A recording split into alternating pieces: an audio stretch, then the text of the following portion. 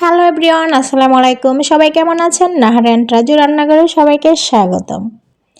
আরও একটা রেসিপি নিয়ে আপনাদের মাঝে চলে আসলাম। আজকের রেসিপি হলো ইলিশ মাছ রান্না বেগুন দিয়ে।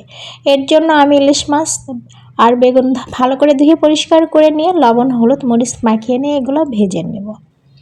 আজকে ইলিশ মাছটা রান্না করব বেগুন দিয়ে, আর বেগুনটা একটু ভেজে নেব।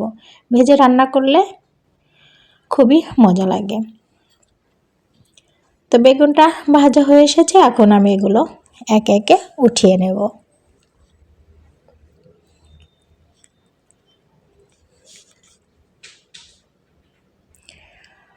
উঠিয়ে নিয়ে অন্য কড়াইতে আমি রান্না করে নেব এটা। তো সবগুলো বেগুন মাছ উঠিয়ে নেওয়া হয়েছে। এখন অন্য কড়াইতে পেঁয়াজ কুচি আর কাঁচামরিচ ফালি দিয়ে ব্রাউন কালার করে ভেজে নিয়েছি। ভাজা হয়ে এসেছে, এখন আমি এর ভিতরে একে একে সব মশলাগুলো দিয়ে দেব মরিচ গুঁড়ো, ধনিয়া গুঁড়ো, হলুদ গুঁড়ো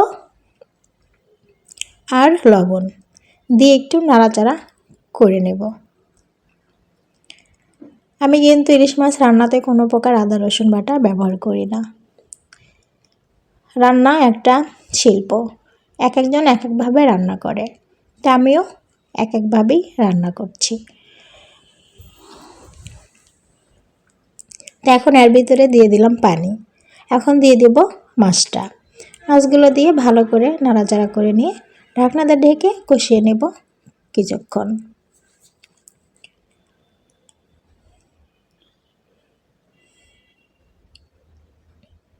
ফিরে আসলাম কিছুক্ষণ পরে। মাছটাও কষানো হয়ে এসেছে, দেখেন কতটা সুন্দর কালার এসেছে।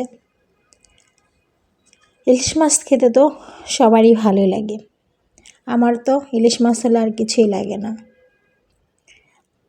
তো মাছটা কষানো হয়ে এসেছে, এখন আমি এর ভিতরে দিয়ে দিলাম পানি দিয়ে এখন দিয়ে দেব আগে থেকে ভেজে রাখা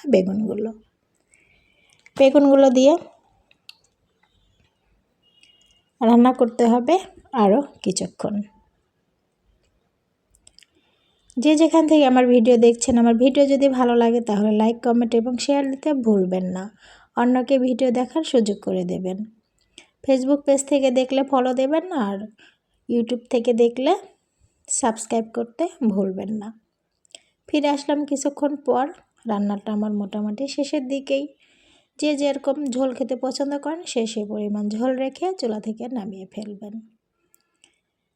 তা আমার রান্নাটা শেষ হয়েছে, এখন আমি এটা চুলা থেকে নামিয়ে পরিবেশন করব। নেক্সট ভিডিওর আমন্ত্রণ জানিয়ে আজকের মতো এখানে বিদায় নেব। সবাই ভালো থাকবেন, সুস্থ থাকবেন। ধন্যবাদ সবাইকে এতক্ষণ সাথে থাকার জন্য।